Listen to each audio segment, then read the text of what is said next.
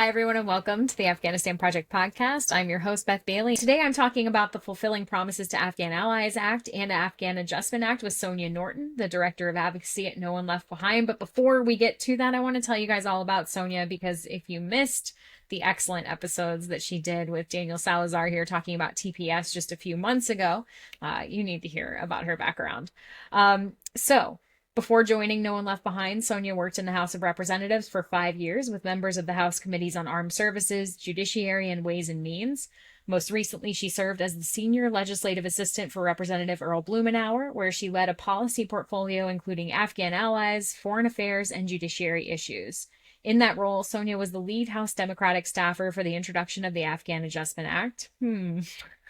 This will be fun to talk about, and was named one of the top 10 policy staff to watch. Sonia has also served as a Fulbright Nehru English teaching assistant and was elected for 3 terms on the Women's Congressional Staff Association board. Sonia, it's so good to have you here to talk about this breaking development that for once is like a great thing, good news that we can chat about. So yeah, so excited to talk about it with you. Yeah, so I would love to have you start by talking about what happened. How has this occurred? What do we need to know just to even get started talking about this? Yeah, so for folks, kind of background, the Afghan Adjustment Act was and is legislation that has from the start been bipartisan and bicameral, a group of legislators and really led by the coalition, especially veterans, really working to solve some of the policy gaps given the emergency circumstances of the withdrawal. We have humanitarian parole, which is temporary status where an administration can admit people legally to the U.S. with this temporary humanitarian protection in emergency circumstances, just like the withdrawal from Afghanistan. And in every other modern U.S. military-led evacuation, we've had an Adjustment Act afterwards where Congress lays out a pathway to permanent status for the people who are brought under those emergency circumstances to standardize vetting and ensure that people who we evacuated for a reason have that pathway to rebuilding their lives, to continuing the businesses that they're running. Their kids are in school, really providing that stability and ending the legal limbo that now many Afghans are facing in the U.S. Because of the temporary nature of humanitarian parole. It also includes really important provisions for folks still abroad, including addressing a pathway to safety for folks who are sort of SIV adjacent, thinking about women's rights leaders, thinking about special operators who were part of the Afghan National Army, thinking about female tactical platoons.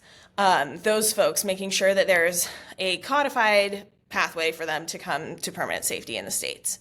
And so folks came together, the coalition saw what was happening with the withdrawal and worked with Congress to introduce the Afghan Adjustment Act to provide that pathway to adjustment, very aptly named, and have been fighting for this, growing the support, especially among Republican members, and really building by the end of last year, more than 24 Republican supporters on the House side, at least 10 on the Senate side who are willing to co-sponsor. And so this is really just the next very important step in this legislation that many, I think, of your listeners have probably called the representative about or heard about before. And it remains very important. And I think it's worth noting that this was a great moment. So we saw it reintroduced this week on the Senate side by Senators Klobuchar and Murkowski, on the House side by Representatives Miller, Meeks, and Crow. Again, firmly bipartisan, firmly bicameral, really a sort of consensus solution that we need to move this Congress. Absolutely. It's so funny. Everybody has been talking about TPS, but no one is talking about the fact that humanitarian parole for Afghans who came over after the fall, it was renewed in 23 and it's about to come up for renewal now. And no one knows what's going to happen. Like we need this. This is so important.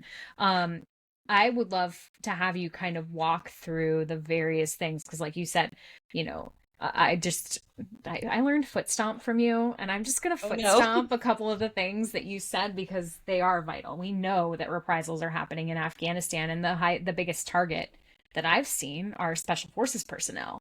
And so, of course, and those are individuals who don't from my understanding, qualify for SIV, and some of them have been referred to the U.S. Refugee Admissions Program, but that is stagnant right now. So, the importance of this cannot be understated. And I was telling you before we started recording, it feels like every time that the AAA got proposed, it was the most important time for it to get passed, right? And every time is the most important. This is the most important time for this to be passed. And the fact that it is bipartisan after so many months of not hearing much bipartisan support for Afghan allies is just, it's everything that I feel like people need to hear and see right now. So I'm excited. I'd love to have you walk through some of the points. What is going to change if this is passed? And I'll let you start with that, and then I have some follow-ups. Yes. So at its core, it's what President Trump said we needed last week when he talked about we should take care of our Afghan allies. That's what this bill does, is it's standardized vetting and a pathway to that safety and stability for folks who the U.S. evacuated, who veterans evacuated to the U.S., and who have been admitted legally with parole but need that permanent status, and like you said, to keep people moving. So to quickly run through kind of a few of the core components, there's at its core the adjustment piece. So this legislation, and on the House side, it is called the Afghan Adjustment Act. On the Senate side, it's called the Fulfilling Promises to Afghan Allies Act, both using very similar text that came out of continued negotiations. So not identical text from the 117th back in 2022 or 3 when it was originally introduced, but is the product of continued, I think, improvements and negotiations. So for the adjustment piece, it allows the people who were admitted with humanitarian parole, like certain eligible Afghans, to apply for what's called conditional permanent status. So it allows employment authorization. It allows basically like the benefits of legal permanent status with conditions attached that go along with extensive vetting over a series of years to make sure that that there is a standard process there. We know who folks are, that we're continuing to check in over time, and making sure that there is that security protection on this pathway to permanent status. And so it has that for folks who currently, because again, like humanitarian parole is very, very important for emergency circumstances like this. It did include reviews, and we've heard from, especially Republicans in Congress, but we've heard from folks across the U.S. that they want that sort of standardized vetting to make sure that we're both giving that stability and have the stability of knowing kind of who is eligible. So it allows folks to go through that process in pursuit of legal permanent status that otherwise right now folks either have to go through asylum, which we know faces huge backlogs and really wasn't designed for this sort of circumstance. They have to go through asylum, or if they're SIV eligible, we've seen some folks get their SIVs issued in the States, but it's very limited in terms of the pathways, and really a specific adjustment pathway is the most appropriate way to address like the many, many people who are still waiting for decisions there. The next kind of core component is the pathway to safety for allies still abroad. So it includes our ANISOC folks, it includes the female tactical platoons, it includes specific members of the judiciary and in like activist roles, folks who are at particular danger because of their support and very public engagement in the U.S. missions, diplomatic and military in Afghanistan, but who were not on the exact right contract for the SIV program and so are still extremely vulnerable, face that targeted retribution, and don't have access to the current SIV program, making sure that they have specific, and in this legislation it is P2, so priority 2 pathways within the U.S. Refugee Admissions Program. We know that that is still paused at the moment for folks, but this legislation is still a very important, I think, bipartisan showing of support for that program and for these communities that should this be enacted, I think it's a very powerful statement from Congress that they want to see that resumed for this priority group. It also includes an SIV pathway for eligible family members of the U.S. services, so current service members and veterans whose families are in danger because of their service to the United States, who are nationals of Afghanistan, so making sure that there's that pathway to SIV eligibility for those families. And it includes improvements to the existing SIV program. So improvements to reporting, making sure that we're getting data from the 1059 Iraqi and Afghan SIV program that currently pretty much doesn't exist and doesn't exist publicly far frequently enough. It improves the quarterly reports that we're getting on the Afghan SIV program, and just builds in some of those transparency measures, and also gives the administration discretion to use virtual interviews so that we can continue SIV processing for folks like the people still in Afghanistan who are SIV eligible, but we don't have a consulate to help do their interview, to keep that moving so that we can keep moving them towards safety. You guys have been moving people, and that is great. I guess I have one question about that, because I keep hearing from Afghans who are waiting on SIV in Afghanistan now, and they say that there is no movement outside of Afghanistan for them. They can't get to a processing platform. That's accurate? That is, yes, that's my understanding for the platforms like, like CAS and like had been in Albania and other locations. If folks are able to get themselves to Islamabad, there is still processing happening there, but obviously that is a very difficult circumstance on its own. And we certainly, I want to preface it with, again, I'm not an immigration attorney. This is not case-specific advice for anyone, but it is very important and increasingly important that people consider, what are the visa requirements to go to the countries where you can, like Pakistan, like Tajikistan, still process, but it's going to take a long time and it's going to be expensive to uproot and be in a third country for that. And unfortunately, they're just, the movement out of Afghanistan to the platforms is not a super reliable pathway right now. Sure. So this is a way that we could get movement in other ways. And then if somebody had, let's say, SIV, then a group maybe like No One Left Behind could move them if they had an SIV inside of Afghanistan, ostensibly. Yeah, I hope so. We'll just play the what if maybe game. That would be excellent. What else is that? That's looks like all of it from the presser I'm looking at, all of the categories. Those are the core pieces, yeah. And there are lots of specifics. I think the folks with far more immigration law expertise than I have really crafted a lot of the language to make sure that it addresses, if they have existing asylum applications, what does that look like when you apply for adjustment? And really making sure to balance discretion for the administration to keep some efficiency between the different pathways and use this to the greatest extent possible, both for our Afghan allies and for ongoing processes beyond this population, with really prioritizing making sure that folks get stability and ending the legal limbo that people are facing right now, especially with all of the validated fear with the end of TPS, with the way that the administration, some members have talked about it. I think there's a hope from what President Trump said, and making sure that that is taken as a directive by the administration and by Congress to show their support for this legislation, to take precautions and really take into consideration the country conditions in Afghanistan when making future decisions. But there's a long way to go. I think we want to recognize that this is a really good step that it's introduced. It's an important step on the path forward, and we look forward to working with folks to really build on this moment. And for folks who would be impacted by the legislation, it has a long, long way to go. And so it's an important marker. It should be law. It would really help a lot of people. And it's a long way from that still. Yeah. Well, it's, I was hearing that people were getting their TPS notices, notices of termination of TPS last week, which means that, what happens for them? We need something to tide them over until this can happen. Someone needs to renew some variety of protection status so that we don't have mass notices to appear issued and, just added burden on the immigration system, the court system that's already dealing with so many cases.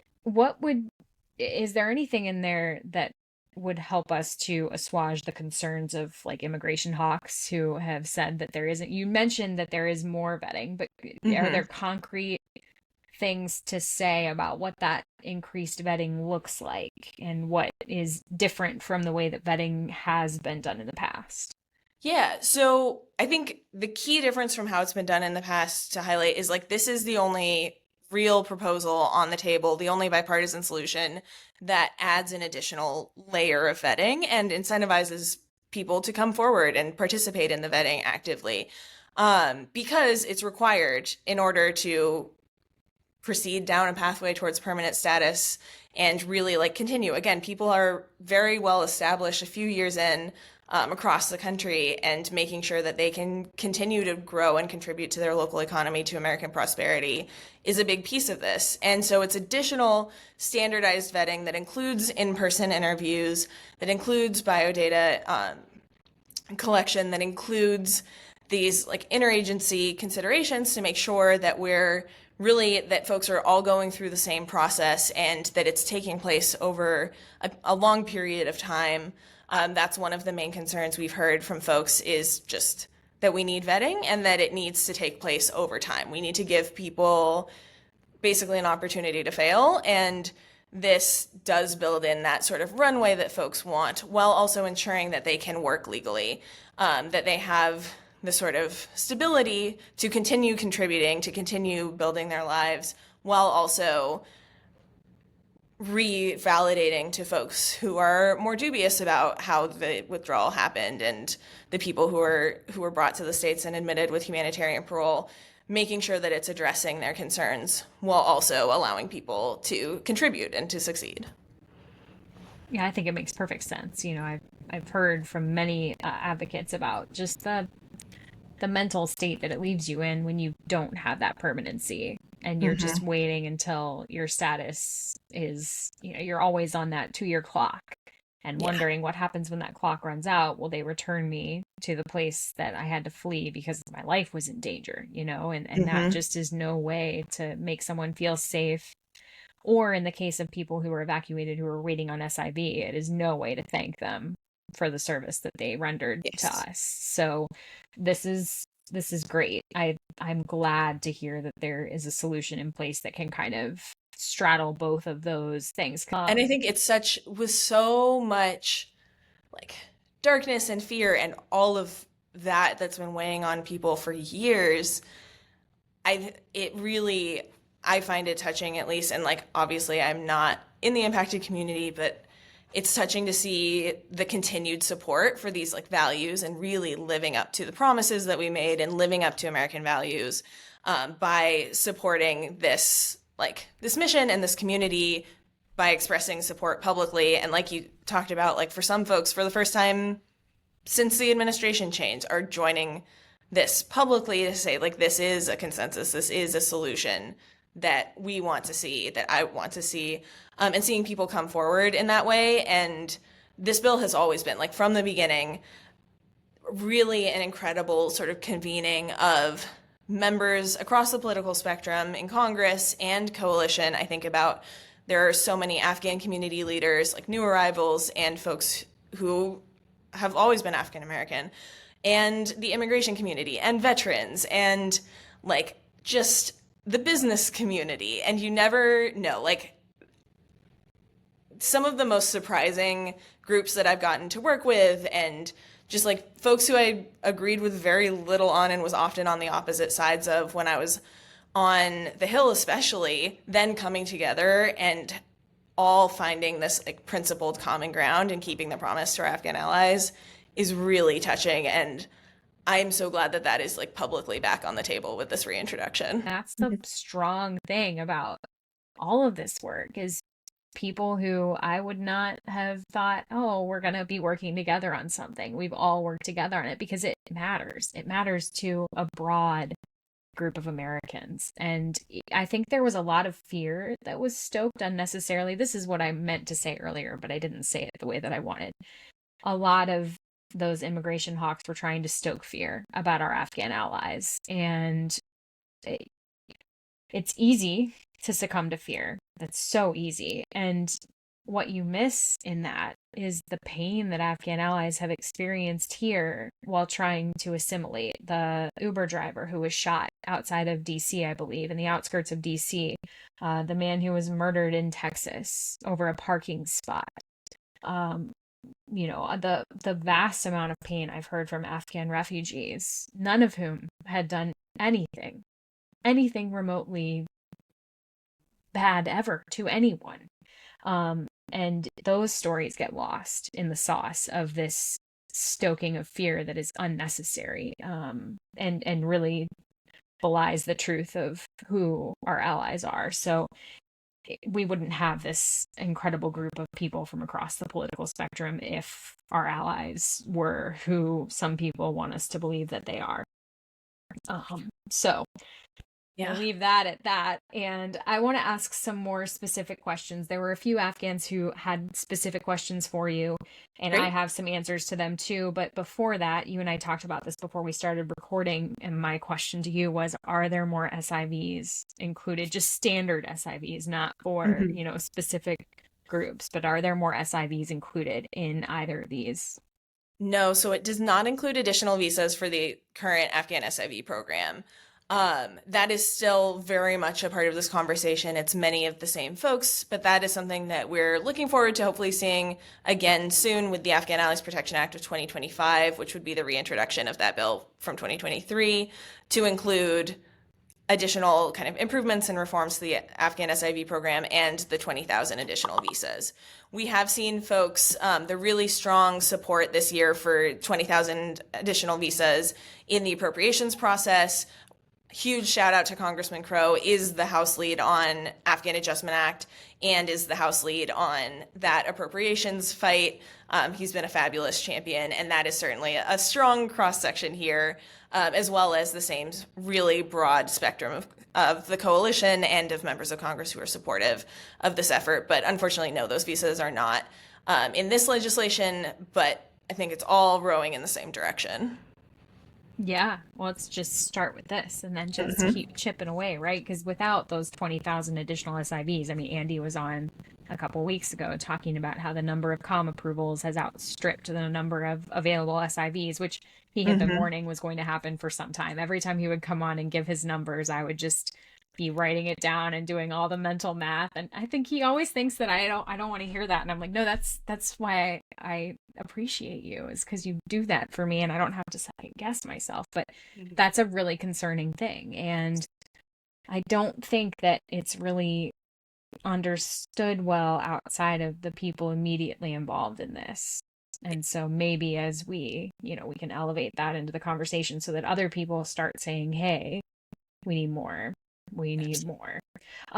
Okay, another question. You already kind of answered this, but maybe there are some more things to add here. Does this help Afghans in Afghanistan, and how? Yes, it expands P2 eligibility and really codifies eligibility. So that's priority 2 through the U.S. Refugee Admissions Program for specific members of the Afghan National Army. So special ops, FTPs. I should pull the full list for you, but definitely encourage folks to check out the public materials on this. But for specific groups who worked particularly closely with the U.S. mission and are very, very comparable to the current SIV program, but were on the wrong contract, it does expand U.S. refugee admissions access for those folks. And want to acknowledge the big elephant in the room: the U.S. Refugee Admissions Program is suspended at the moment. And acknowledge that this is still a very bipartisan support for this access and for that program for this priority community. And so there's a lot of work to be done, and who knows what things will look like when it gets to the point that this is hopefully added to the NDAA or moves in committee. Like, whatever big next step we can get through, likely things will have changed in some capacity, but no matter what, this is an incredibly strong bipartisan stance in support of moving those people to safety. Absolutely. And I would love to add, I've been waiting for the opportunity to say this, because when Amazing. I got the media alert about this, I was so happy.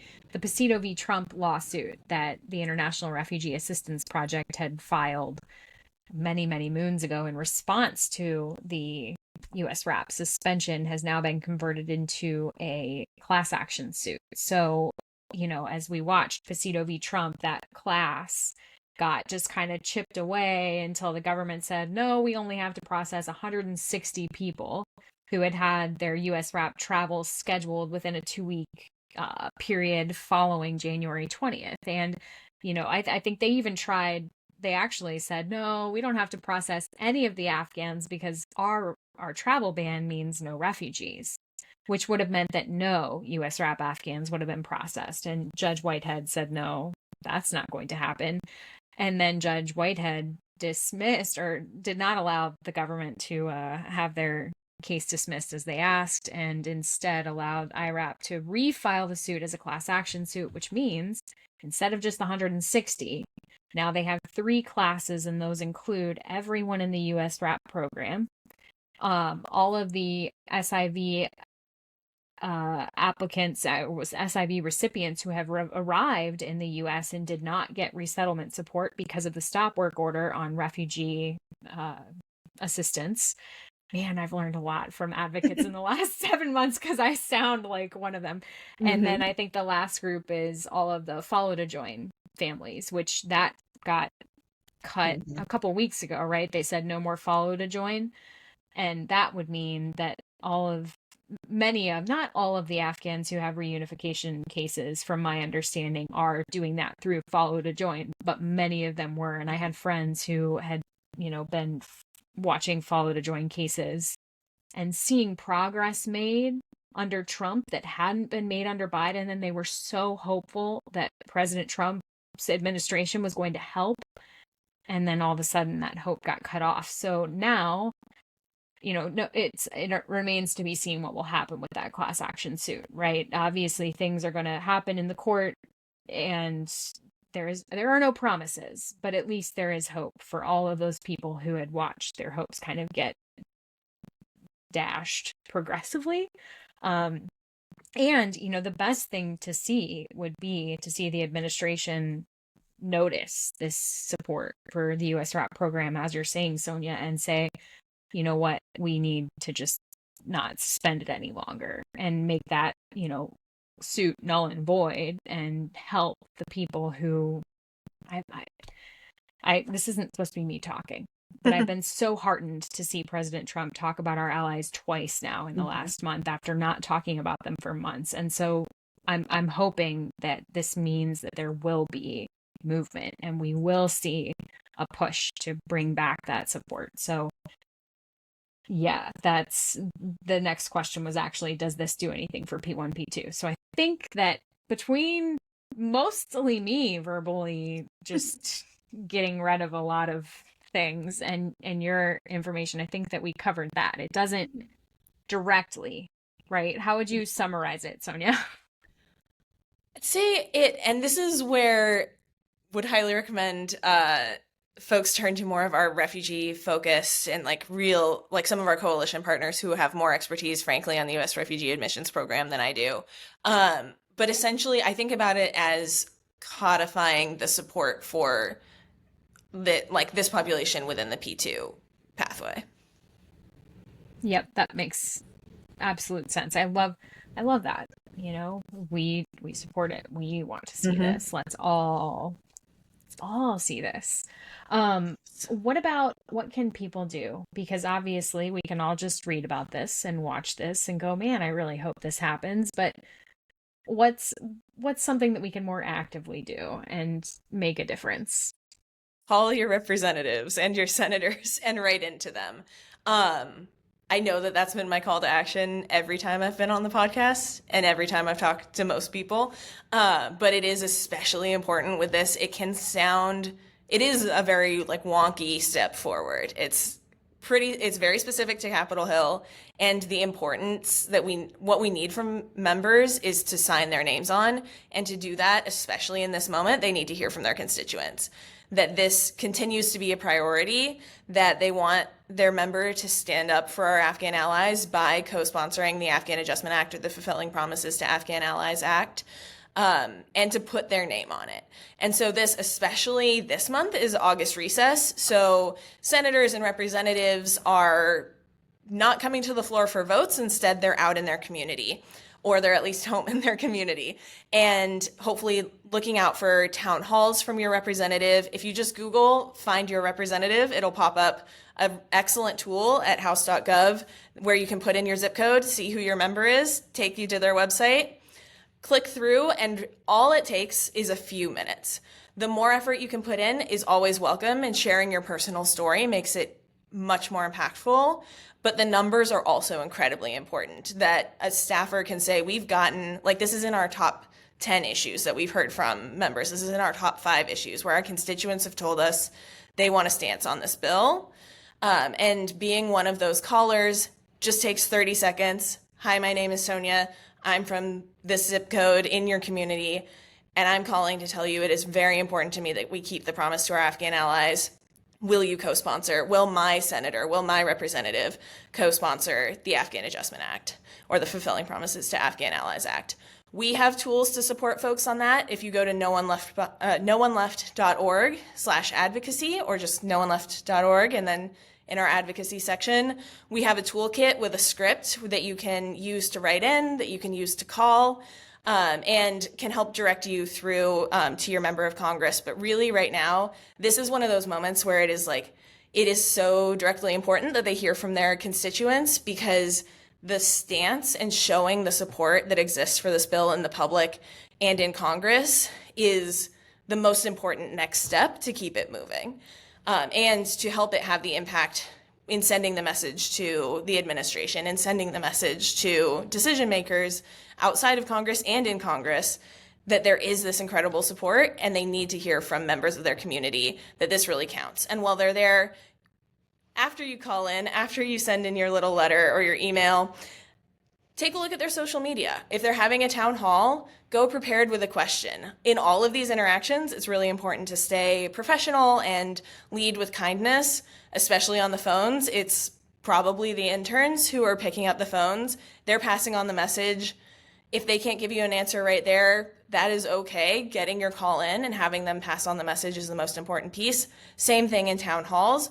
We want to make sure that this is something that members can engage in a positive dialogue on and want to engage on. And so letting them know, I served with an interpreter, or I care about our Afghan allies because what I saw on the TV in 2021. I care about our allies because of my neighbor. Sharing your connection and then asking them, will you support the Afghan Adjustment Act? Will you support the Fulfilling Promises to Afghan Allies Act? Yeah, that's all great. I want to push back and have you give some personal feedback on this, because I know a lot of people who have reached out to their representatives and senators lately, and not just about Afghanistan, but they get back the kind of like canned response that makes them, and I'm sure I'm not expressing all of their feelings very well, but I think a lot of them feel like they're not being heard, or like it's not making a difference because they're getting some form letter back. But you've been in the kitchen where the sausage gets made. So can you talk about how it looks like on your side? You did kind of already address this in some ways. It's the intern answering the phone, but can you talk me through how does that work so somebody can understand what's really happening when they submit that email or that form letter or whatever the case may be?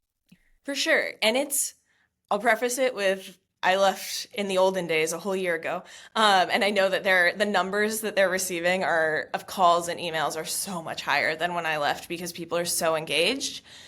And still so basically what we would do is we're tracking the phone calls in just like having our phone tracker. Every office does it a little bit differently, but the core ideas are the same.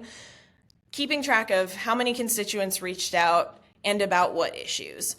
Same thing with the mail. They're looking through and seeing, and especially with the volume of mail that we get now, especially from the sort of automatic emails where you click and it'll send in an identical message. Always personalize those, because they're much easier to filter out and taken a little bit less seriously if it's just the click. Still very important to do, but if you have the opportunity to personalize it, do. But looking at the numbers of how many personalized letters did we get, what were they about? Like, what were the top 3, 5, 10 issues that we heard from our constituents, and what do they want us to do about it, like pro or con? And same thing with the phones. And so there will usually be a sort of constituent outreach piece of a weekly or whatever sequencing report to the staff who are making decisions and to the members who are then going to make decisions. And so you can see, and we want our Afghan allies to be on that list every week or as much as possible. So that they see, okay, not only do a few members of our community care, but they continue to care. And it's not just a few, like there are a lot of us who really care about this and are reaching out and want members to do more across the country. Red states, blue states, rural, urban, it's across districts. And we need to remind folks of that. And so getting in those numbers is really helpful. And then I also, from the legislative staff perspective, it makes a memo and a recommendation much more meaningful, especially if your member is on the fence, if your senior staff is on the fence. It can be pretty much the same memo, but with a line that we received X number of constituent letters on this, or we have received constituent outreach on this and in support of this recommendation. That makes a memo be taken much more seriously. It makes it much easier for a member to take a slightly risky position because this does hit on immigration, it hits on foreign affairs, it hits on a lot of hot button issues that shouldn't be controversial. And in this specific instance should be common sense and really is not only immigration, it is national security, it is veterans led, it is faith-based communities led. But they still need that push. And so having a ledge staffer equipped to say, here's what we've heard from constituents, here's what a veteran in our district told us about their interpreter and why they specifically want to see you on this bill, why it matters that you, representative, are on this bill. Help, not only are you sharing your support, but you're equipping people who are supportive in Congress on the Hill to act on that and to help folks who are maybe not quite as supportive as they are get there. Makes perfect sense. It's write your little mini op-ed in there, all of the things that you care about deeply. And I think you're right that maintaining propriety is the most important thing. Coming at somebody, slamming them with attacks or cursing at your representative or senator is not going to get you anywhere. There's a time and a place, and we are not in that time and that place in this bill. No. Yeah. And I skipped over what you hit on, but I think people's feelings that the responses can be very batched. And with people getting, thousands and thousands of letters and calls every week, especially now, and the numbers just keep increasing. It's the capacity of staff are very limited. And I would just say that just because the answer is maybe a form answer to hopefully the 25, 30 different letters that they're getting on an issue doesn't mean that it isn't getting counted in the priorities that we've heard from constituents, and doesn't mean that it isn't helping help your staff do the work to get this done. Yeah, I love that. Everything is getting looked at. It's just, it's a...